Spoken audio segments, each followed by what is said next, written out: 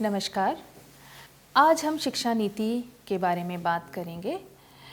शिक्षा नीतियाँ शिक्षा जैसी सामाजिक गतिविधि को एक मानक वातावरण प्रदान करती हैं और शिक्षा से संबंधित कुछ महत्वपूर्ण प्रश्नों के उत्तर देती हैं, जैसे शिक्षा क्या स्थापित करती है, शिक्षा किसे प्राप्त करनी चाहिए, शिक्षा किसे देनी चाहिए, किसे लेनी चाहिए और किसे शिक्षा के संसाधनों को प्रदान करना चाहिए और किस विधि से पढ़ाया जाना चाहिए। तो आज के प्रकरण में हम ये देखेंगे कि हमारे देश में शिक्षा का जो स्वरूप आज नज़र आता है उसके पीछे का इतिहास क्या है, ऐसी कौन कौन सी घटनाएं हुई हैं जिनका प्रभाव हमारे शिक्षा व्यवस्था पर पड़ा है और उन घटनाओं को हम एक समय रेखा के अनुसार अध्ययन करेंगे। तो आज का हमारा विषय है स्वतंत्रता पूर्व अवधि के दौरान शिक्षा, जिसको आपके पाठ्यक्रम के अनुसार दो भागों में विभाजित किया गया है, पूर्व मैकाली अवधि के दौरान शिक्षा और मैकाले के बाद की अवधि के दौरान शिक्षा। तो आज का प्रकरण रहेगा पूर्व मैकाले अवधि के दौरान शिक्षा, जिसकी शुरुआत हम प्राचीन शिक्षा प्रणाली से करेंगे और इस प्रकरण को पढ़ने के बाद आप प्राचीन काल की शिक्षा व्यवस्था के बारे में बता पाएंगे, मध्यकालीन शिक्षा व्यवस्था के बारे में बता पाएंगे, औपनिवेशिक शासन के अधीन भारत में शिक्षा कैसी थी ये बता पाएंगे और अंततः पूर्व मैकाले अवधि के दौरान शिक्षा व्यवस्था को विस्तार पूर्वक बता पाएंगे। तो प्राचीन काल में भारत में जो परंपरागत शिक्षा का आरंभ है वो 3री सदी ईसा पूर्व के लगभग माना जाता है और प्राचीन काल से ही भारत में शिक्षा के प्रति एक विशेष रुझान था और जब से सभ्यता का आरंभ हुआ है तब से भारत में अधिगम तथा शिक्षा की एक समृद्ध परंपरा रही है। वैदिक काल में परंपरागत रूप से शिक्षा धर्म से संबंधित थी, जो आगे चलकर दो शिक्षा व्यवस्थाओं में व्यवस्थित हुई, पहली वैदिक शिक्षा नीति और दूसरी बौद्धिक शिक्षा नीति। समांतर में भारतीय उपमहाद्वीप में जैन धर्म का भी प्रचलन चल रहा था, तो जिन प्रदेशों में जैन धर्म का प्रचलन था वहाँ पर जैन शास्त्रों के अनुसार शिक्षा दी जाती थी। आगे देखते हैं कि वैदिक काल में शिक्षा की क्या मुख्य विशेषताएं थीं। प्राचीन काल में शिक्षा गुरुकुल, आश्रम या बौद्ध मठों में निःशुल्क प्रदान की जाती थी और शिक्षा के सिद्धांत के अनुसार ज्ञानार्जन हेतु मस्तिष्क का प्रशिक्षण तथा चिंतन की प्रक्रिया को आवश्यक माना जाता था। तो यहाँ से हमें पता चलता है कि पुरातन काल से ही हमारे देश में मस्तिष्क का प्रशिक्षण और चिंतन की प्रक्रिया के ऊपर विशेष बल दिया जाता था। शिक्षा के सभी अधिगम प्रकृति और जीवन से जुड़े हुए थे और शिक्षा जीवन के अंतिम लक्ष्य को प्राप्त करने का साधन थी। जीवन का अंतिम लक्ष्य यानी मोक्ष प्राप्ति का साधन शिक्षा को ही माना जाता था। आत्मबोध का साधन भी शिक्षा को ही माना जाता था। वैदिक काल में शिक्षा सिर्फ सूचनाओं को याद करने तक ही सीमित नहीं थी, अपितु शारीरिक, मानसिक और भावनात्मक विकास के साथ साथ सामाजिक, आर्थिक और आध्यात्मिक विकास को करते हुए व्यक्ति के सर्वांगीण व्यक्तित्व के विकास के ऊपर बल देती थी। वैदिक काल में उच्च शिक्षा में प्रवेश पाने के लिए प्रतियोगिता होती थी और बहुत कुशल शिक्षार्थी ही बहुत सीमित मात्रा में उच्च शिक्षा के दुर्ग में जा सकते थे। उस काल में शैक्षिक विधि मौखिक थी और शिक्षा का माध्यम जो था वो संस्कृत भाषा थी। वैदिक काल में महिलाओं को शिक्षा तथा शिक्षण के समान अधिकार प्राप्त थे। उच्च शिक्षा प्राप्त करने वाली महिलाओं को ब्रह्मवादिनी के नाम से बुलाया जाता था। जाना जाता था। गार्गी, गायत्री या मैत्रेयी जैसी विदुषियाँ शैक्षिक विमर्श तथा परिषद की कार्रवाई में भाग लेने वाली प्रतिष्ठित महिलाएं थीं और वैदिक काल में तत्कालीन शिक्षा केंद्रों में नालंदा, तक्षशिला एवं वल्लभी की गणना की जा सकती है। वैदिक काल के बाद बात करते हैं मध्यकालीन भारत में शिक्षा की। मध्यकालीन भारत में शिक्षा का विकास 1526 ईस्वी के प्रारंभ से 1848 ईस्वी तक मुगल साम्राज्य के दौरान हुआ। मुगल शासकों ने पुस्तकालयों तथा साहित्यिक सभाओं की स्थापना द्वारा नगरीय शिक्षा को बहुत प्रोत्साहन दिया।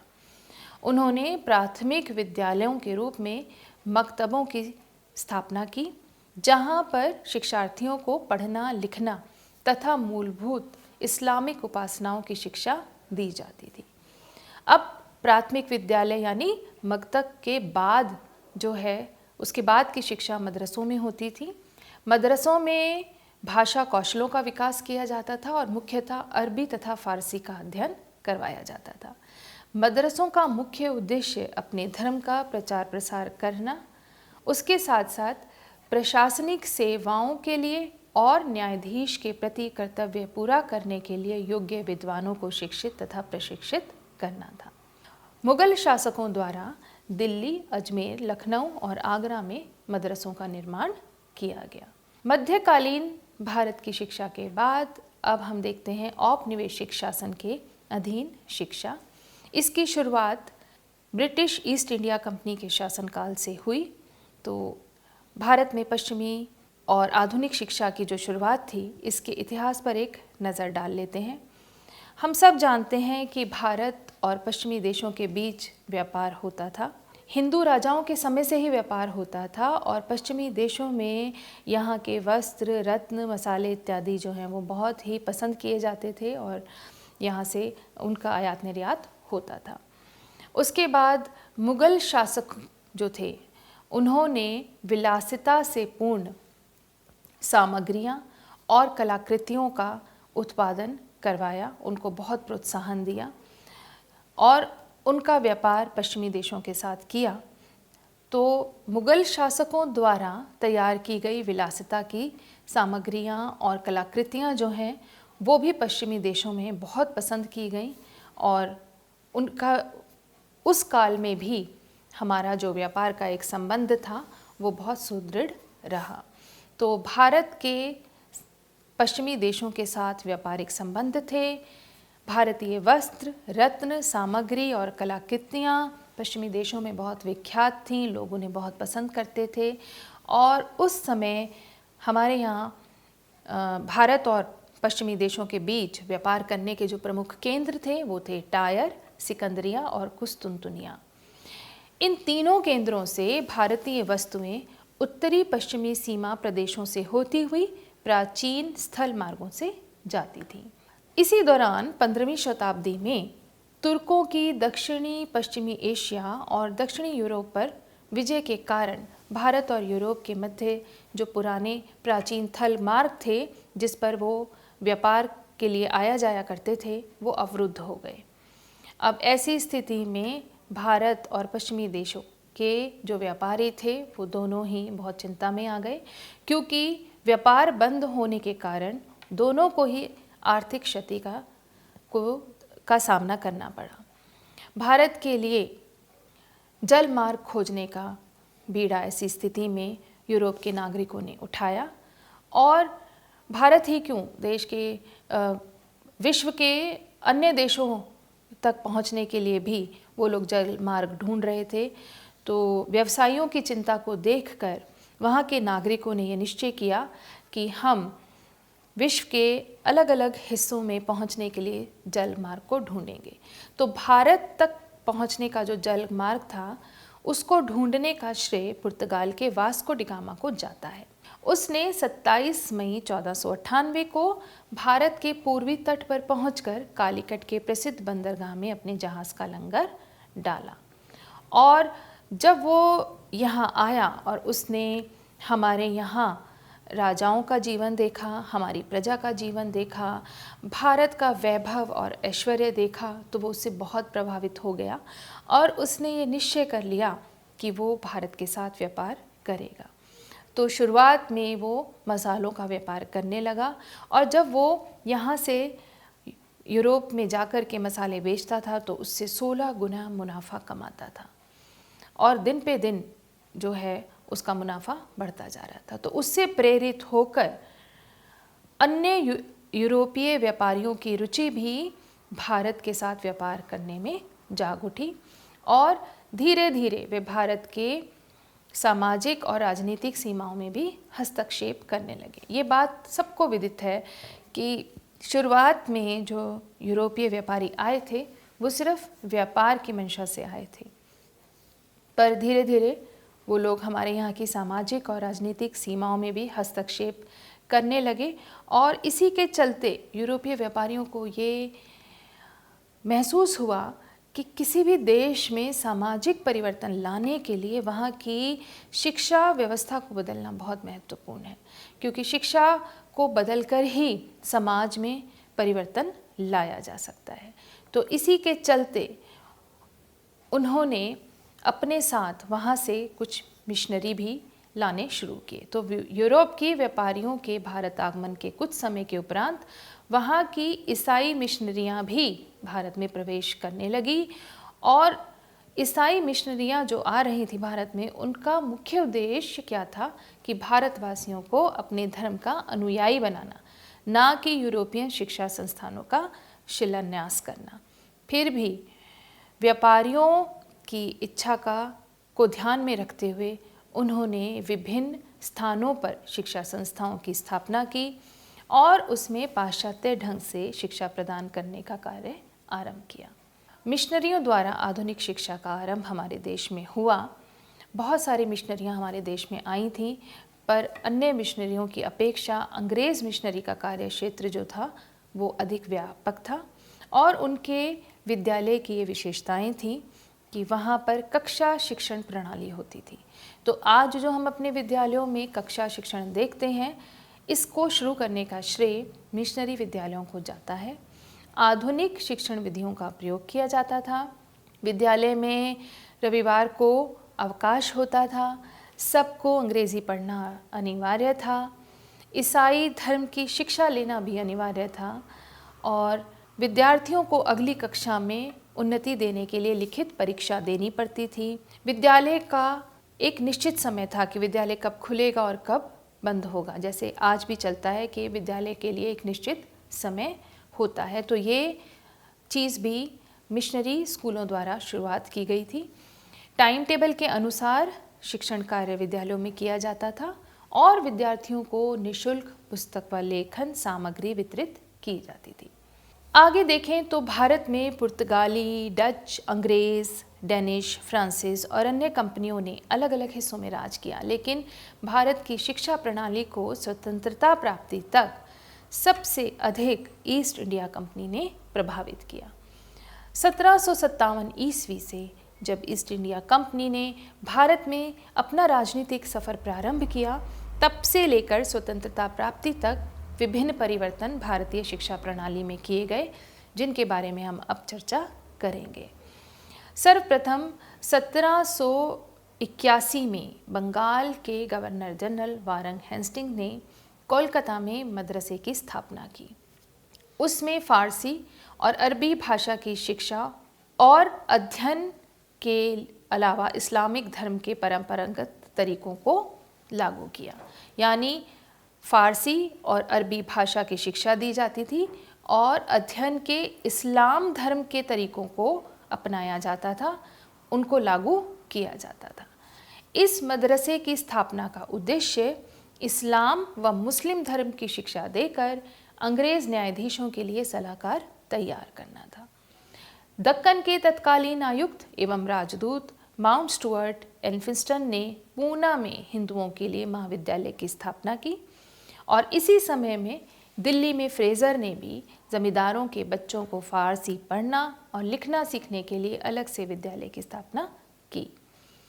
उसके बाद 1784 में हेस्टिंग्स के सहयोगी सर विलियम जोन्स ने एशियाटिक सोसाइटी ऑफ बंगाल की स्थापना की, जिसने प्राचीन भारतीय इतिहास और संस्कृति के अध्ययन हेतु महत्वपूर्ण प्रयास किए। 1791 में ब्रिटिश प्रेसिडेंट डंकन ने बनारस में एक संस्कृत विद्यालय की स्थापना करवाई। 1800 में लॉर्ड वेलेज़ली ने गैर सैनिक अधिकारियों की शिक्षा हेतु फोर्ट विलियम कॉलेज की स्थापना अंग्रेज़ों को भारतीय भाषाओं, हिंदू व मुस्लिम कानूनों की शिक्षा प्रदान करने के उद्देश्य से की थी, परंतु कुछ कारणों से इसे 1802 में बंद करना पड़ा। 1813 का आज्ञा पत्र 43वीं धारा में भारतीय शिक्षा का उत्तरदायित्व अब कंपनी को दे दिया गया। दरअसल इतने लंबे राज के बाद ब्रिटिश कंपनी को ये समझ में आ रहा था कि भारत की शिक्षा व्यवस्था में और अधिक बदलाव लाने ज़रूरी हैं, इसके लिए कुछ करना पड़ेगा, क्योंकि तभी उनको प्रशासनिक सेवाओं में अपने लिए सहयोगी मिल पाएंगे। तो 1813 में जो ये आज्ञा पत्र आया, इसमें 43वीं धारा में भारतीय शिक्षा का पूरा उत्तरदायित्व जो है वो ईस्ट इंडिया कंपनी को दे दिया गया और पहली बार सर्वप्रथम भारतीय शिक्षा के प्रचार प्रसार के लिए 1 लाख रुपए की व्यवस्था की गई, जिसको भारत में साहित्य के पुनरुद्धार तथा विकास के लिए स्थानीय विद्वानों को प्रोत्साहन देने के लिए खर्च करने की व्यवस्था थी। पर इस धारा में कुछ बातों का स्पष्टीकरण नहीं किया गया था, जिसकी वजह से प्राच्य और पाश्चात्य शिक्षा विवाद हुआ। अब ऐसी कौन कौन सी बातें थीं, कौन कौन से कारण थे जिनकी वजह से 1813 के आज्ञा पत्र की 43वीं धारा में की वजह से प्राच्य और पाश्चात्य शिक्षा का विवाद हुआ? वो थे कि जो 1 लाख रुपए की धनराशि है उसका व्यय किस प्रकार होगा। क्या वो प्राच्य यानी भारतीय विद्वानों और साहित्य को के लिए खर्च किया जाएगा या वो पाश्चात्य साहित्य और विद्वानों के लिए खर्च किया जाएगा। यदि भारतीय विद्वानों के लिए खर्च किया जाएगा तो भारतीय विद्वानों के अंतर्गत किन किन विद्वानों को रखा जाए और साहित्य शब्द का क्या आशय समझा जाए, हमारे देश का साहित्य या पश्चिम का साहित्य। ये 3 विवाद हुए, परंतु फिर भी ये जो आज्ञा पत्र था इसका पालन पूरे 20 वर्षों तक होता रहा। हर साल 1 लाख रुपए जो हैं वो शिक्षा पर खर्च किए जाते रहे। अब इस 1813 के आज्ञा पत्र का प्रभाव भारत में क्या पड़ा कि शैक्षिक अनुदान राशि बढ़ने से शिक्षा के विकास की संभावना बढ़ गई और यूरोप में बहुत सारी मिशनरियाँ और अधिक उत्साहित हो गईं, प्रोत्साहित हो गईं यहाँ आने के लिए और अपने धर्म की शिक्षा देने के लिए, विभिन्न शिक्षण संस्थान खोलने के लिए उन्हें और ज़्यादा प्रोत्साहन मिल गया। तो सभी देशों के ईसाई पादरी भारत आने लगे। सरकारी पदों पर नियुक्ति का आधार जो था वो ईस्ट इंडिया कंपनी ने योग्यता कर दिया था। तो इस कारण भी अब भारतीयों में अंग्रेज़ी शिक्षा को प्राप्त करने की इच्छा बढ़ गई और वो भी अब मिशनरी स्कूलों की तरफ आकर्षित होने लगे। लॉर्ड मिंटो को भारतीय परंपरा ने इतना मोह लिया कि उसने ब्रिटिश सरकार को यहाँ की परंपरागत शिक्षा पद्धति को संरक्षित करने और उसे पुनर्जीवित करने का प्रस्ताव भेजा। कुछ व्यक्तिगत यूरोपीय अधिकारियों एवं व्यवसायियों जैसे sir Edward hide east, David हारे, सर एडवर्ड रयान और जेम्स यंग ने कोलकाता में अंग्रेज़ी शिक्षा को बहुत बढ़ावा दिया। इन प्रयासों के फलस्वरूप कोलकाता में 1857 में हिंदू कॉलेज और मुंबई में सन 1827 में एल्फिंस्टन संस्थान की स्थापना हुई। अब इतने सारे शिक्षक व्यवस्था में बदलावों के उपरांत भारतीय भी समझ चुके थे कि अंग्रेज़ी हुकूमत के आदेशों, फरमानों और आपसी समझ के लिए अंग्रेज़ी शिक्षा उपयोगी है। यानी अगर उन्हें अंग्रेज़ों के दफ्तरों में काम करना है, उनके आदेशों को समझना है, उनके फरमानों को समझना है, उनके साथ एक अच्छी समझ बनानी है, तो इसके लिए अंग्रेज़ी शिक्षा बहुत उपयोगी है। तो वो भी अब अंग्रेज़ी शिक्षा की तरफ आकर्षित हो रहे थे। भारतीयों में अंग्रेज़ी शिक्षा के प्रति सकारात्मक समझ जो है वो राजा राम मोहन रॉय से मानी जा सकती है। उन्होंने लोगों को बहुत प्रेरित किया अंग्रेज़ी शिक्षा लेने के लिए। सभी प्रांतों की शिक्षा नीतियाँ जो थीं वो केंद्रीय सरकार द्वारा नियंत्रित होने लगी। उस समय केंद्रीय सरकार बंगाल प्रांत में होती थी और वहाँ से ही वो पूरे भारत देश के जो अलग अलग प्रांत थे उनके लिए शिक्षा नीतियाँ बनाते थे और उनको नियंत्रित करते थे। पहली बार गवर्नर जनरल की काउंसिल में कानून सदस्य के रूप में लॉर्ड मेकाले को नियुक्त किया गया। तो ऐसा पहली बार हुआ था कि एक गवर्नर जनरल की काउंसिल में एक नया पद जो है वो बनाया गया कानून सदस्य का, जिसमें लॉर्ड मेकाले को नियुक्त किया कानून सदस्य के रूप में। तो लॉर्ड मेकाले के आने के बाद कुछ नई समस्याएं जो हैं वो शिक्षा के क्षेत्र में आई, जिसके विषय में हम अगले प्रकरण में पढ़ेंगे। तो इस प्रकरण में अभी तक हमने पढ़ा कि प्राचीन काल में हमारे देश की शिक्षा व्यवस्था कैसी थी। गुरुकुल में होती थी, मौखिक थी, संस्कृत भाषा जो है वो शिक्षा का माध्यम थी और स्त्रियों की शिक्षा भी समान थी और उच्च शिक्षा में बहुत ही कुशल विद्यार्थियों को प्रतियोगिता के आधार पर ही प्रवेश मिलता था। मध्यकालीन शिक्षा व्यवस्था में हमने देखा कि मुगल शासकों ने पुस्तकालयों और सभाओं द्वारा नगरीय शिक्षा को बहुत ही प्रोत्साहन दिया। मकतबों की स्थापना की, मदरसों की स्थापना की और अलग अलग जगहों पर भारत के अलग अलग प्रांतों में मदरसे बनवाए। औपनिवेशिक शिक्षा का इतिहास हमने बहुत अच्छे से समझा कि किस प्रकार यूरोपीय जो थे वो यहाँ व्यापार करने आए थे और उसके बाद जब वो राजनीतिक सीमाओं में भी हस्तक्षेप करने लगे तो उन्हें ये बात समझ में आई कि यहाँ की शिक्षा व्यवस्था को बदलना ज़रूरी है, उसे अपने हिसाब से बनाना ज़रूरी है ताकि हम यहाँ भारत के नागरिकों को दिखने में तो वो भारतीय हों पर वैसे वो अंग्रेज़ हों, उन्हें अंग्रेज़ी आए और हमारे कार्यों में वो मदद कर पाएँ।